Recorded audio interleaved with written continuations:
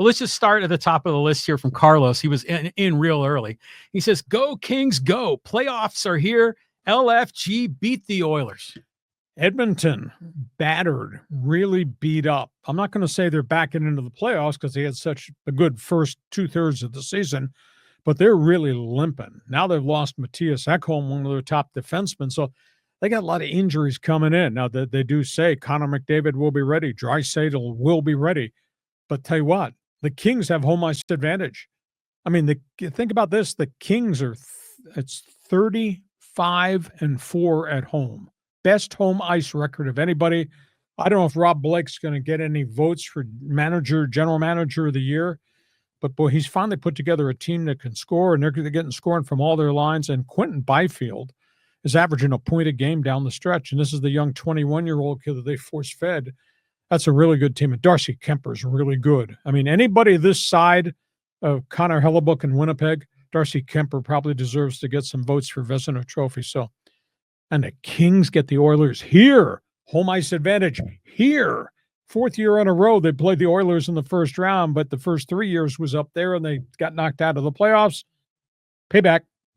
Well, are the Kings the only West Coast, Pacific time zone team? No, Vegas. Vegas is in the playoffs? Vegas won their division. Okay, pardon me. Okay, yeah. So but just those two. Right. Because no Vancouver, no San Jose, no Anaheim. Right. Certainly no Phoenix, Utah, none of that, right? Yep. Okay, well. And the Kings are hot, and the Kings are complete.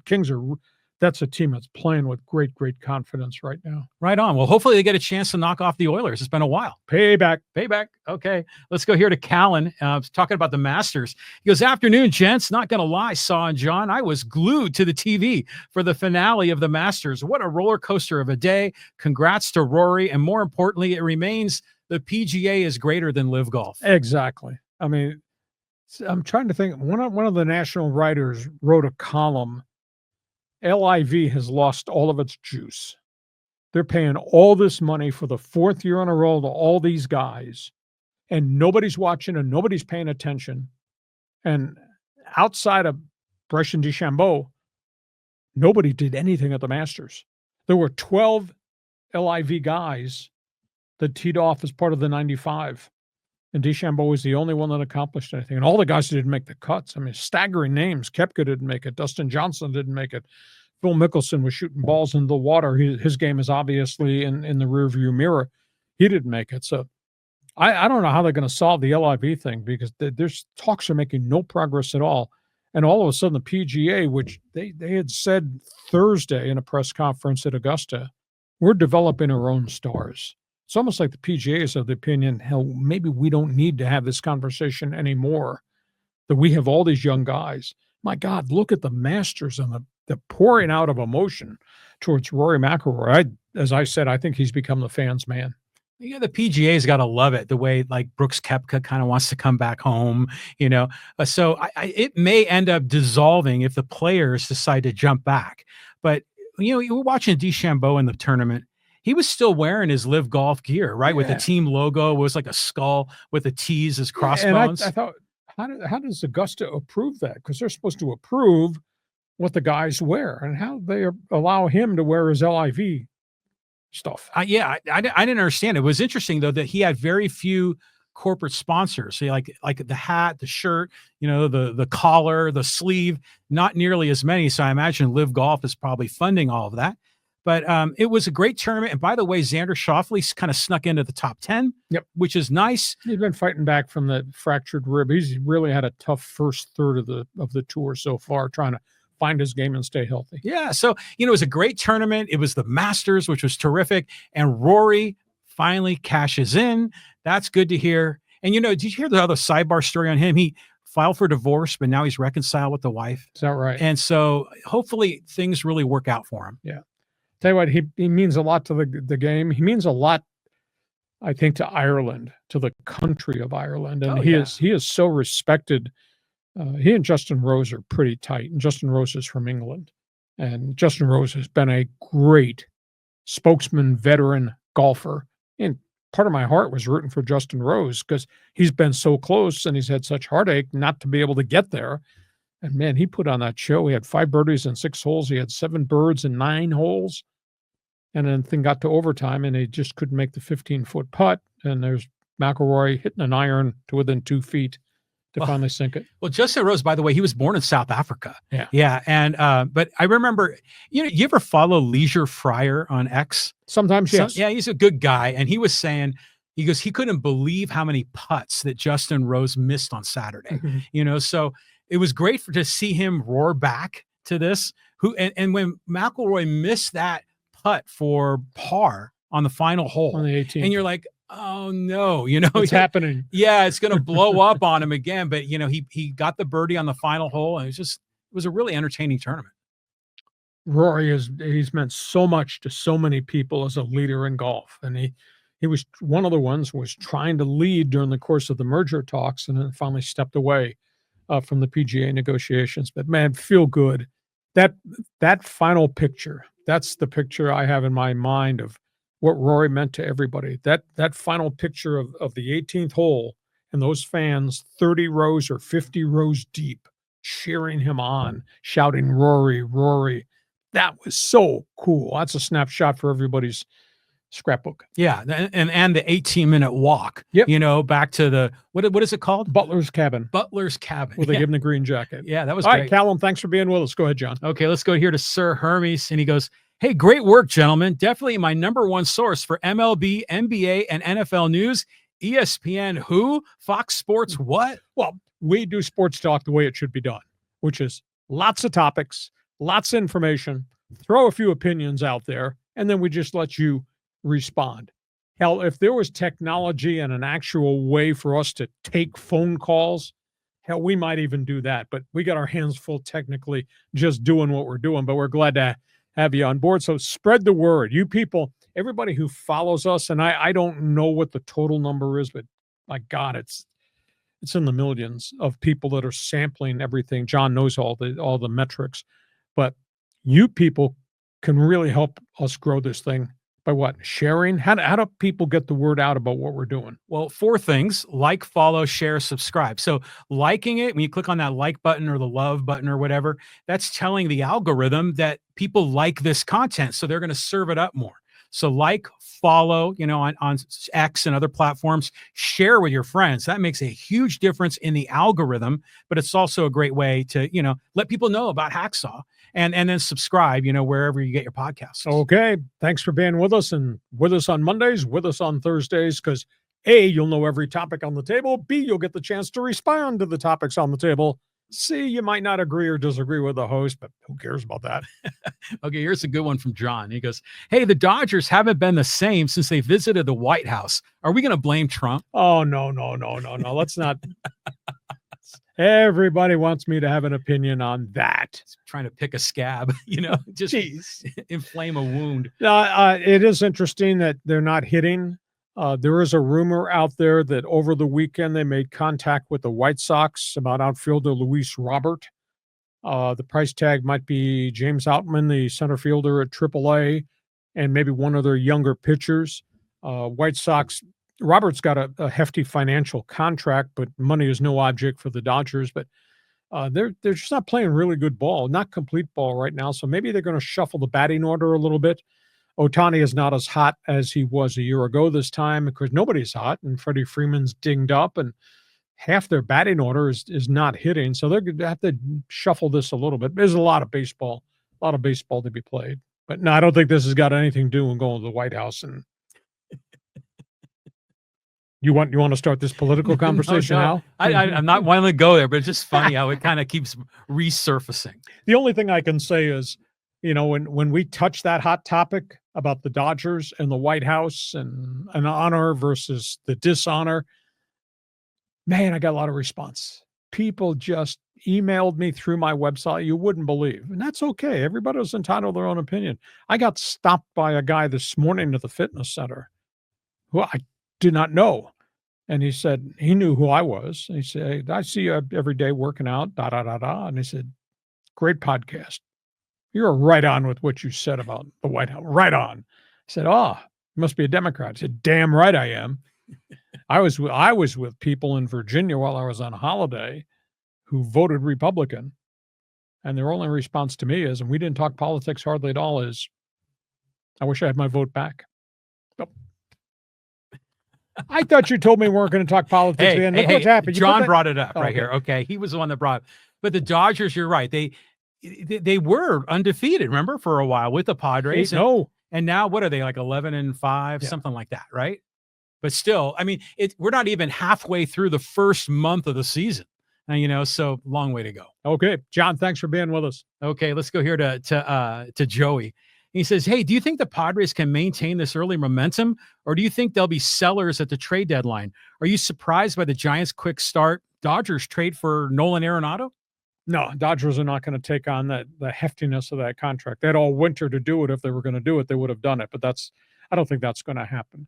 In terms of the White Sox trade rumor that surfaced over the weekend, I think has probably got legs, because I think at the winter baseball meetings, they did talk to the Chi Sox about Luis Robert then, and Chicago's traded virtually everybody they got, and they're off to another wretched start. They've got a lot of young players in their farm system by virtue of all the trades, but they're not ready, obviously, to play at the major league level.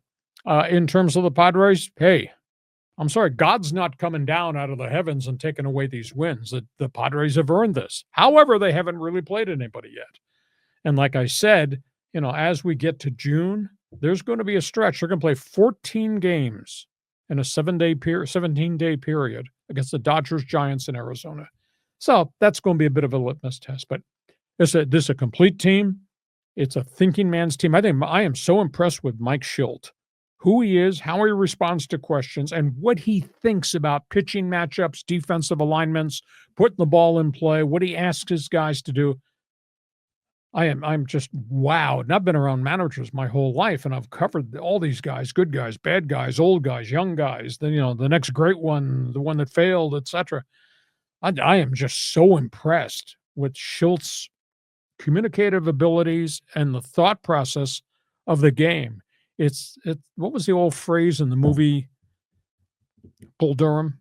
Pitch the ball, catch the ball, throw the ball. It's more than that if you're playing for Mike Schilt. I'm so impressed with him. Yeah, he's a good guy. And in the press conferences, he's like you say, he's well thought. He won't throw his guys under the bus. He's quick to praise guys that make small contributions in public. I think that's a great thing about him. But the Padres, a lot of people were saying doom and gloom, especially Dodger fans, you're going to be fourth place in the NL West. But when the Dodgers were just adding so many high-priced free agents there, the Padre fans felt like, yeah, maybe we aren't going to be that good. But all along, this was still a wild card team. Now, granted, they're playing better than we ever thought, 13-3 out of the gate. I'm thrilled, but now they're going to play the Cubs. The Cubs are good. The Cubs beat them 2 out of 3 in Chicago. They come to Petco. I think the Padres are for real. I think they make the playoffs as a playoff team. But the Giants, hey, they beat the Yankees in New York. Yep. And that kid, I can't remember his name, the Korean center fielder, I think he had 2 bombs yesterday. Yeah, Jung Lee. Yeah, so good on them. I mean, if the Giants are a surprise team, yeah, this is going to be a battle royale in the NL West. Yeah, I concur wholeheartedly. And, I watched that ESPN Sunday night game, and what a disservice. During the course of the broadcast, they're sitting there and they're talking about the trade deadline. Who's available and who's going to be traded? The Cubs just lost the left-hander Justin Steele for the year, second elbow surgery in his career. And they start talking about the Padres trading players, trading their pitchers. Where's that coming from? The first-place Padres with the best record in baseball, and you guys have them giving all these pitchers up already because you don't believe. What a disservice to Padre baseball to be talking about that in the month of April. But that's been the standard line from the corporate national media forever. It's Dodgers, Dodgers, Dodgers. The world revolves around the Dodgers. And, the little tough, scrappy Padres, maybe they'll make a move here. But it's Buster Olney was on that broadcast, and he's for a long time been down on the Padres. And so, I don't know, screw those guys. The Padres are going to do well this season, and let's just take care of business in April. What a disservice to Padre baseball to have the national guys talking about, we're going to trade this guy. They should trade this guy. They may have to trade this. Hell, they're in first place. Shut up. Salute them for what they've accomplished. No, yeah, exactly. Okay. And yeah, it is early, but still, these wins count. Okay, we move on. Thanks for being with us, Joe. Okay, let's go here to Gordon. And he says, hi, Lee and John, listening from Las Cruces. Glad to hear everyone is okay in San Diego area. I'm a father of 13, and I know all my kids' names. Good luck with LA teams entering the playoffs. Well, Lakers, Clippers, it's going to be fun. I mean, if you get a good Laker team on that given night, I swear to you, they're going to score 135. But it's also a Laker team does not play a hell of a lot of defense. And I'm just looking collectively to see how good the Clippers are going to be, because they were 18-3 over the last month of the season, and they were storming by everybody. And it's obvious Kawhi Leonard is playing the healthiest basketball he's probably played in maybe 4 years. And you got him and you got Harden, and then you got the rest of this collection. Zubac, I think, is the most underrated big man in the league in terms of productivity. It's not pretty, but geez, the guy goes 21-17, and he does that a lot of nights. One night last week, it was 24-22. 22 rebounds and 24 points. And nobody ever talks about Zoo being an elite guy in the paint. I mean, collectively, that's a pretty good basketball team that the Clippers have. And obviously, there's great firepower out here, in the West. I mean, Oak City is just, what a collection of athletes. What a really, really good team. Now, that's a young team that hasn't really done it very often in the playoffs. Houston's an even younger team, even with an older coach. So I don't know how far Houston goes, because they've never walked down this road before. But I think the Western playoffs are going to be really, really fun. Yeah, I mean, like you figure you got the Clippers, the Lakers, and the Kings all in the playoffs. Yeah, but the Kings are an afterthought. But still, there's a lot of going on in LA right now. Plus, it's all Dodgers and the media and everything. And so, yeah, it's a good time then. And to your point about Zubac, I mean, I saw a play in the Warriors-Clippers game, and I think it was Harden that was driving the lane and then just like floated the ball up for an alley-oop for Zubac. And he just slammed that thing down. And you're like, oh, yeah, well, I always forget about that guy. And he was terrific. So the Clippers would be a really wonderful story if they can make a run here. But Gordon, 13 children. That's pretty good. That's something. 13. I'd say something, but I don't want to say it right now because I'm in enough trouble for other things I've said. Well, you could field a whole squad to play ball with 13 kids. You had 4 on the bench. You're a pretty good scrimmage. You have 2 teams. Yeah. And bench strength too. Yeah. Las Cruces, thanks for being with us, Gord. Go ahead, John. Okay, let's go here to Jason, the Metal King. He goes, I saw a pic of John Saunders in a West Michigan jersey. Had no idea he played hockey. How cool is that? He's smiling. Yeah, John was Canadian, went to Western Michigan, but Western Michigan's not been a national power at all. But, there's a lot of people back there play good college hockey. That conference kind of grew. Western Michigan, Miami of Ohio has been really good. Bowling Green has had a nice tradition. That's all part of the Mid-American Conference. So, no, John was good guy. I don't know if he was a great hockey player, but he played, and then he went into work in television and did a great job and was beloved by an awful lot of people at ESPN. Yeah, I was trying to remember John Saunders. He sounded like an ESPN guy. Yeah. Yeah. Okay. Yeah. So it's cool that he played. There's another ESPN guy that played quarterback at UNLV. And I can't remember his name. But it's nice to see some of those guys are like athletes. Some of them come up through the journalist ranks. It's kind of cool. Interesting. Okay, we move on. Let's keep going here. Let's go to Showtime LA.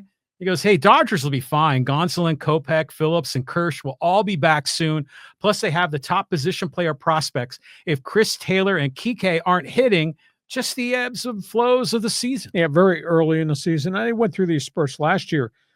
If you recall, they were really miserable on defense. They played really shoddy defense right in the beginning last season. Then they tightened the screws and they got better and better and better. And, they started the season with virtually nothing from Freddie Freeman because of the multiple ankle injuries. And the bench bunch isn't hitting very well. That's a big issue. Kiki's not hitting outside of the odd home run. And Chris Taylor, second straight year, is not hitting. So, maybe there's going to be a transaction and one of these guys is going to probably disappear, but they've still got really good depth and really good pitching that's on the disabled list. And Gonsolin's thrown back-to-back really good starts at Oklahoma City, so he's right on the brink of being the next one to come, and we'll just see where it goes from there.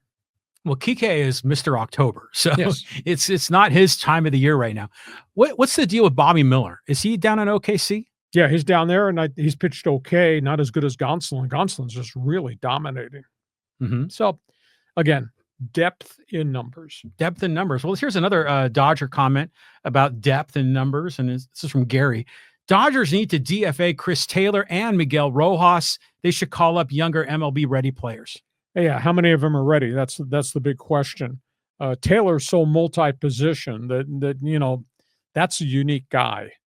What do they call that multi-position guy? The Swiss Army knife? Swiss Army knife, exactly. I mean, he can do so many things, and then yes, he stretches where he will hit well in chunks of time. Rojas was a Gold Glove shortstop. Has just not hit very consistently since he came here.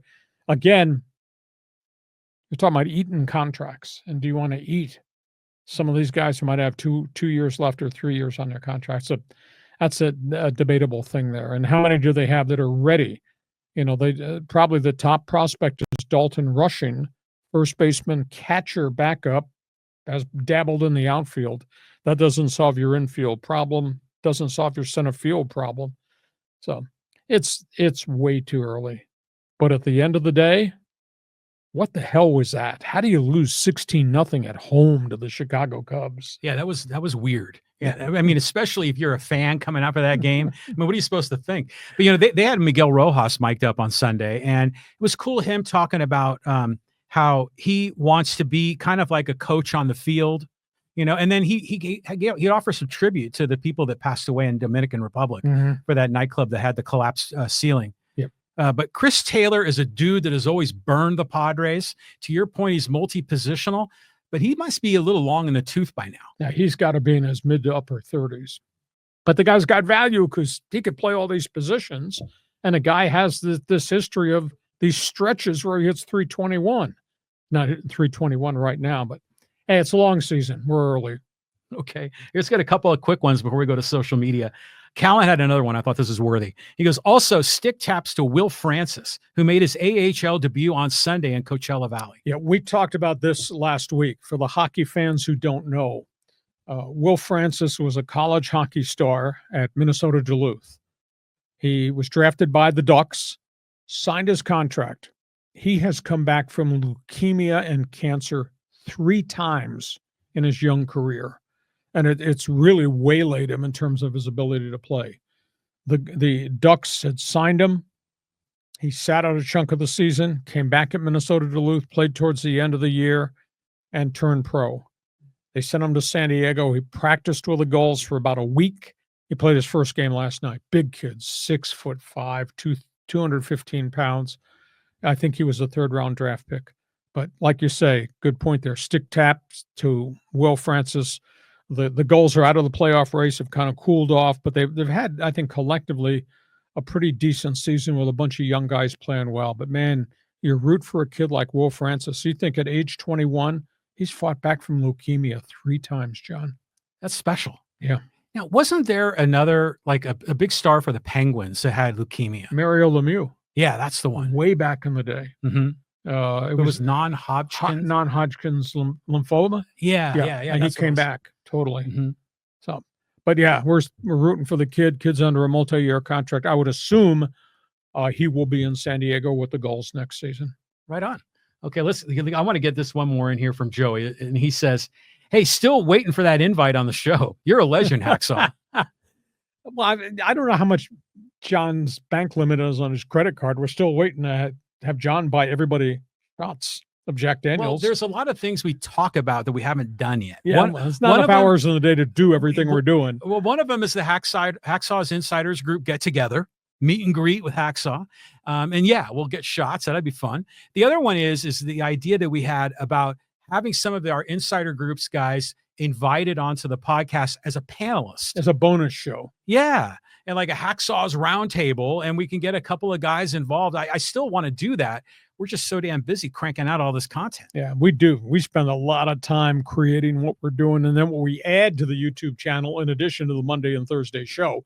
And by the way, just so you know, it's not like we just show up and talk about anything, because we do all these graphics and we build the content. It is a lot of work for 2 guys that are not supposed to be working. We're sure working a lot of hours doing this, but that's okay. It's good. Okay, let's move on. We got a couple more here. You want to go social media? Yeah, let's go to social media. Yeah, I think we should go to social media. I've seen some of the preview stuff on social media. You got to see you don't see the live stream ones in advance, but you do see social media. Hey, this is from You're No Treat, and he says Cam Ward is Jamarcus Russell all over again. Well, that's a reach. We just don't know. But the scouts that have looked at him and interviewed him and the teams have really come away impressed. He's just not a raw physical talent. Jamarcus Russell was just a stud of a player. But obviously the Raiders did no investigation that he wasn't a student of the game. And he was not academically oriented to put in the time to do what a quarterback has to do. And then he was overweight all the time. And it was just a disaster. This kid has played at 3 different schools, has gotten rave reviews from each coach, went to big-time football from Washington State to Miami, and hit the floor running with a coach that's really demanding. And what did he throw? 32 touchdowns, 37 touchdowns last season for the Miami Hurricanes. So, and then it goes through the private workouts and the private meetings with the teams, and everybody comes away impressed. So I don't know that he's a bust. Going from college, I don't care how successful you were, going from college to the NFL is a massive jump in terms of intelligence and in terms of skill and in terms of discipline and knowledge, etc. And when you have Peyton Manning do it, even though Ryan Leaf was the better physical specimen, but Manning checked off every box there was, Ryan Leaf checked off virtually none. That shows you the difference in terms of the intangible things a quarterback has to do to be successful in this league. So far, the response from the people that have scouted and met in the private sessions with Cam Ward have been very, very positive. They've not been positive about Shedeur Sanders. Yeah, this is a bogus comparison, these two. Cam Ward and Jamarcus Russell, very different character here for these two guys. And to your point, making that jump to the next level, to the NFL, the mental game. And Jamarcus Russell had no mental game. No. and Cam Ward seems to be a quarterback that's sort of rising even further in his perception going into this draft, as Shedeur is kind of sliding a bit. But the question is even if Cam Ward performs the way we hope he can and at the maximum of his capability, is he going to be a star in the NFL? I think we won't know. Well, it depends on the organization. If it's the Tennessee Titans, can they put enough good people around him? Obviously, you got to have a quarterback, but you need a left tackle and you need quality speed receivers. You need running back. And by the way, do you have enough defense? Tennessee does have defense, but it sure looks as if Tennessee's changed its mind. That's why this Cam Ward to the Titans story just seems to be growing and growing as we're a week and a half out from the draft. We'll talk more about it next week for sure. Okay. We've got a couple of Padre comments here that are pretty good. Let's go here first to Mike. Talking about AJ Preller. Did he finally get it right? He goes, what in the hell are you talking about, Lee? 4 of his top players can become free agents and split at the end of 2025. The Padres won't try to keep any of them. King and Cease can be gone along with the closer. The first baseman can take a walk. Are the Padres going to spend a dime to keep any of them? This is the same old AJ Preller. He's playing once again for one season. But at least the last couple of years, they've given you some really quality baseball. And if they can guide this thing through and actually go deep in the playoffs and maybe even go to the World Series, then you say very successful season. Now, they've kept the payroll north of $200 million, which was more than I was told it was going to be. I was told they were going to have to cut it back to $190. Which was a jump from what was last year at 171. So if they keep it at 200, maybe there's a chance they keep some guys. San Diego's a pretty nice place to play. So who's to say that Michael King might not want to stay here on a 2 or 3 year deal? Now, I don't know that they can afford to pay $30 million per year for every guy that's going to be a potential free agent, but you're worrying too much about what's down road. Let's just see what they make of the season if they continue to play at a superstar level and be really good and stay free of injury. But Preller's different, though. Preller's learned a lot. Preller's pissed away a lot of money. AJ and I don't quite agree on everything, and that's one of the things we disagree on is that he wasted so much of Peter Seidler's money in so many early years and overpaid for a whole pile of people didn't pan out. Now, he's got it right now. We'll just see if they can continue to grow this thing. I'm not ready to wave any white flag, and I don't think you should be waving a white flag. Enjoy the run, and let's just see if last year's good season, lousy ending can be superseded by this year, good season, good ending. No? I just don't get the AJ Preller hate.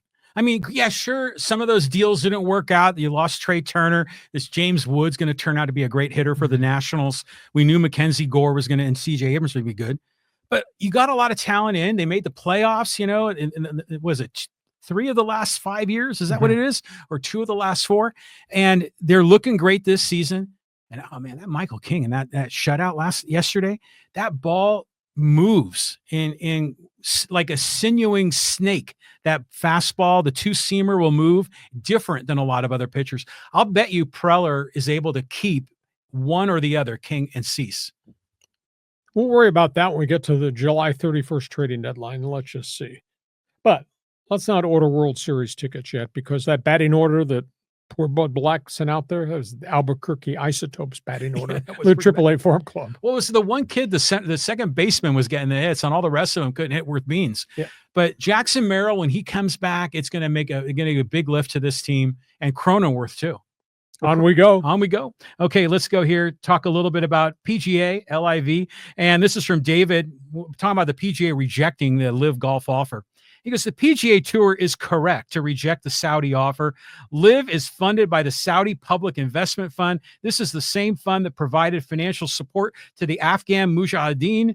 This group included Osama bin Laden, who founded Al-Qaeda after the Afghan-Russian War. Many of the 9/11 terrorists on our country were from Saudi Arabia. We don't need any blood money invading the most sacred institutions. Blood money. Period, exclamation point. That's the way we should view it, which then leads to the next thing that we should not touch. Why is the president trying to have a relationship with the leader of Saudi Arabia, knowing the past history of Saudi Arabia versus the United States of America? That's another topic for another day on another podcast. But yeah, this whole blood money thing it turns my stomach.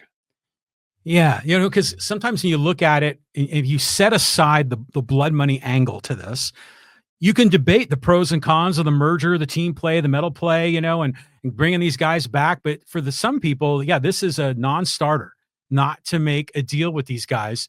And it's not just any Saudi investors that have built LIV Golf. I mean, it's like the Crown Prince's family, isn't it? Yes.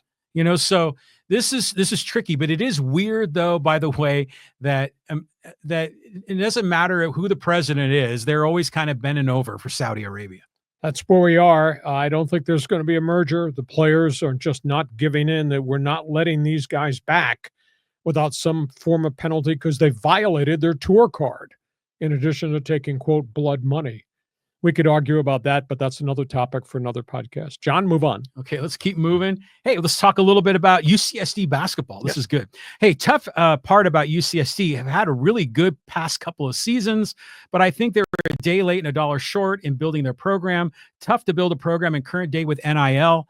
SDSU has done the best they could with the transfer portal and will be a really good team this next season. They will need a rebounder and another shooter. Aztecs aren't done. They still got maybe 3, maybe 4 scholarships to go. Again, it's a massive bidding war at this point. They're just going to have to make a decision. How much do they have left in their checking account, and who should they go get? If you're patient, you'll probably find players, and the prices will probably come down. But I mean, it's the way this roster is constructed now. If Magoon Gwath stays, it's a really good basketball team. UCSD, that was a once-in-a-lifetime thing built around Division II transfers. That coach did a great job. He stayed there for 21 years. Hats off to him. Now the challenge is for Allard, his assistant who's replaced him.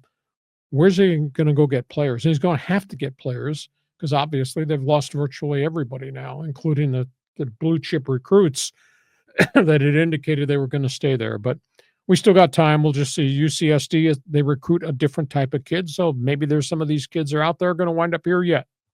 Yeah, I mean, they're hitting the reset button there. But, to your point, Eric Olin, 21 years, he was the assistant to the coach way back when they were a D2 program, then the head coach of D2, almost won a national championship, and now, great success at UCSD, but they're going to have to start over.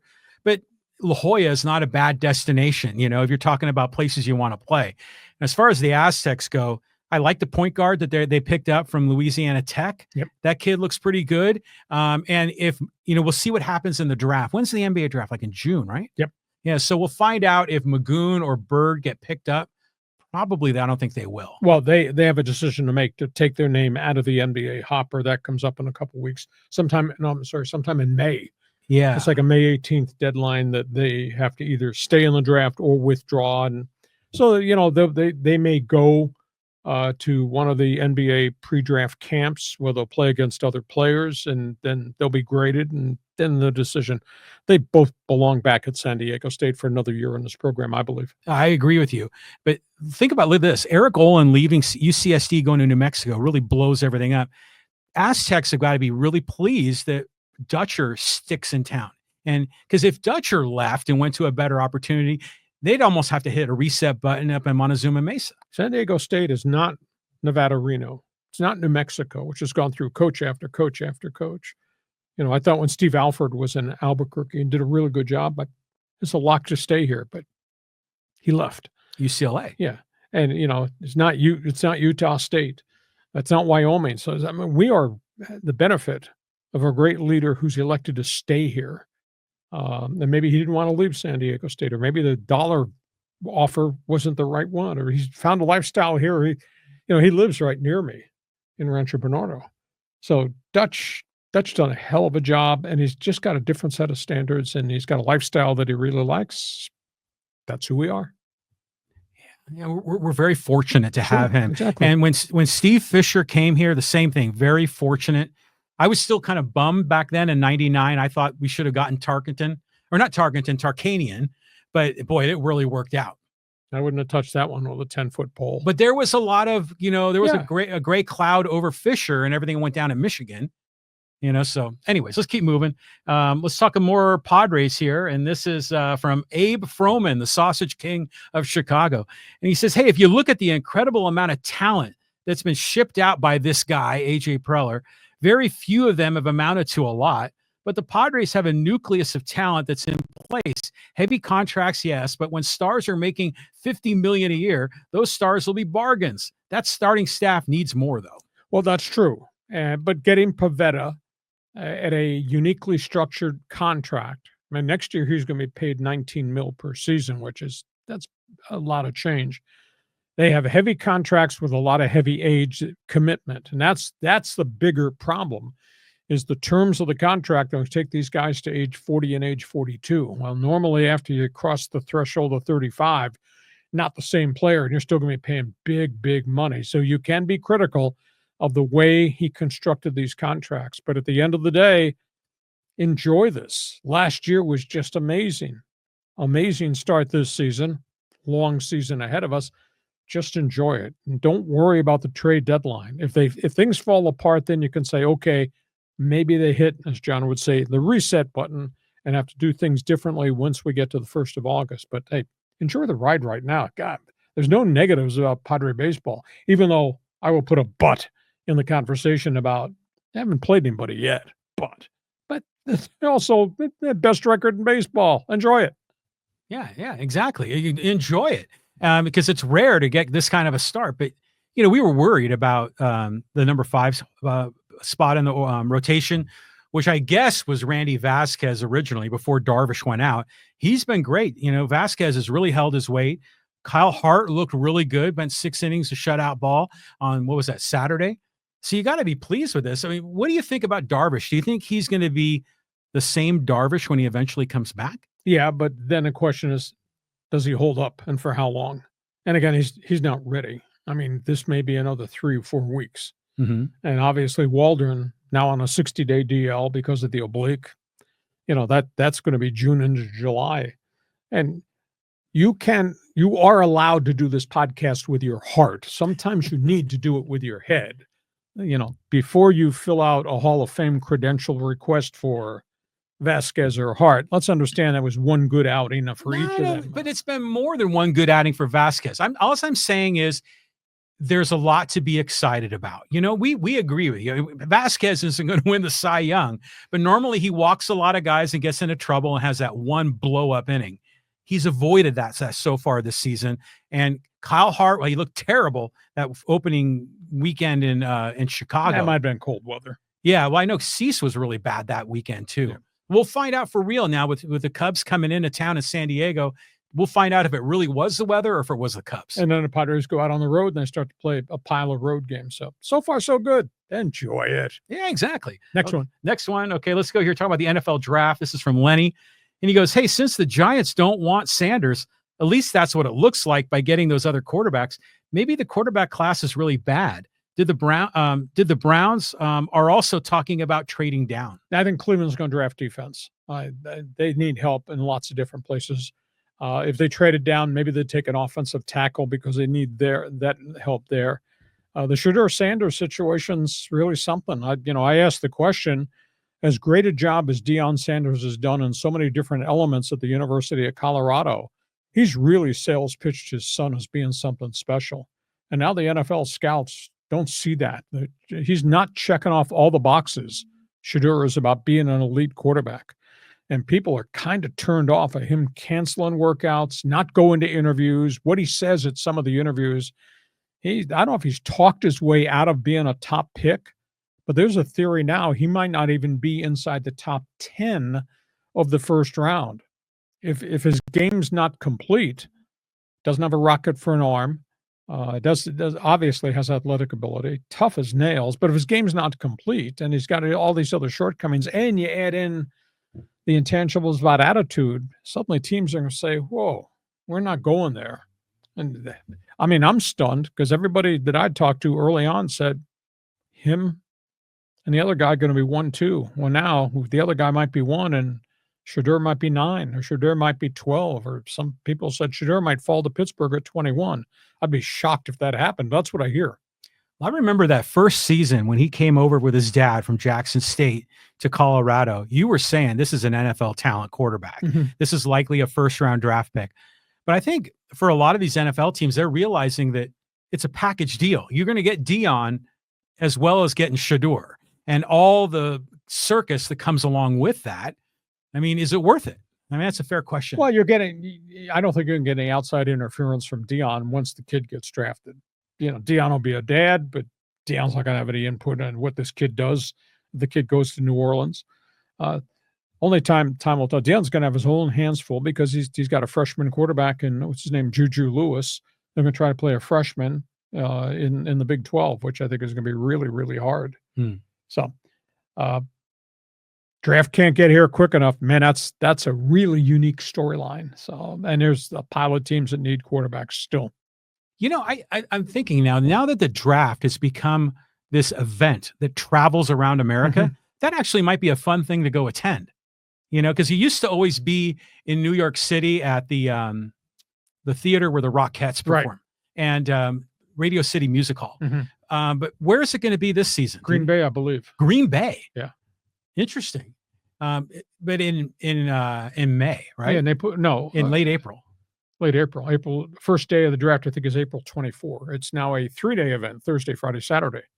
Unbelievable. First round, second round, and then the rest of the rounds. You'll go have a vacation in Green Bay, Wisconsin. It's fun to watch.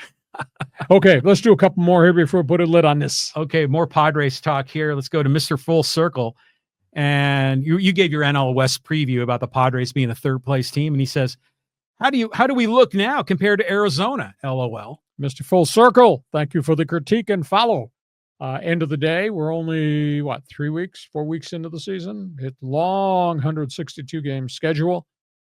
Padres, they're playing really, really well. Padres haven't played anybody yet. Arizona's played the tougher schedule. But, the National League West is kind of tight, dude. I mean, Dodgers, Padres, Giants of all people, and Arizona. I don't think San Francisco keeps this pace up. I think Arizona is going to be good before this thing is all said and done.